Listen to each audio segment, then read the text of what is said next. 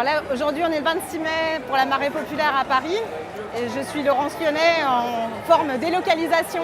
puisque normalement, j'habite en Franche-Comté, dans le Doubs, à la frontière suisse, dans une zone rurale, dans une zone de moyenne montagne,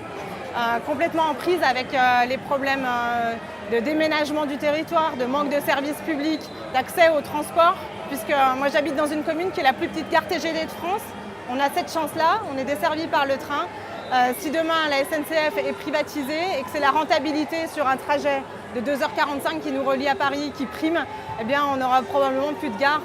dans mon village. Donc je me suis délocalisée à Paris, mais je suis aussi porteuse d'un certain nombre de revendications du secteur rural et du secteur agricole. Alors, il y a une autre chose qui est très importante dans la région où j'habite, le Doubs, la Franche-Comté, c'est la fabrication du fromage Le Comté, c'est le fromage préféré des Français. Ce qu'il faut savoir, c'est que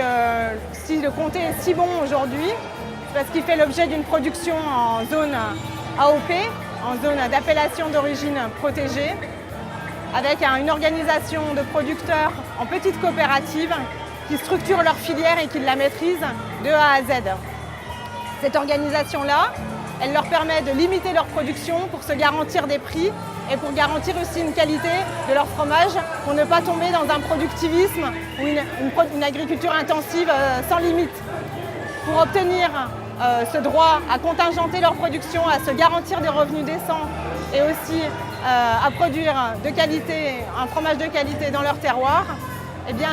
la filière comté doit négocier une exception vis-à-vis de l'Union européenne. Ça qui est complètement dingue aujourd'hui avec les politiques européennes, les politiques de la concurrence dites libres et non faussées, c'est que si on veut faire une agriculture de qualité qui préserve les terroirs, qui rémunère correctement les producteurs, eh bien il faut négocier une exception par rapport aux règles de l'Union européenne. Nous, on a l'ambition, le projet, la nécessité impérieuse de changer d'agriculture, de changer le modèle agricole et alimentaire, à la fois dans un sens social, que les agriculteurs et les agricultrices puissent vivre de leur travail, et aussi dans un sens environnemental, pour que l'agriculture aujourd'hui ne soit plus celle qui empoisonne, mais soit celle qui nourrisse sainement et de manière égalitaire l'ensemble de la population. Et bien pour ça, il faut absolument sortir des traités libéraux et changer les politiques agricoles européennes.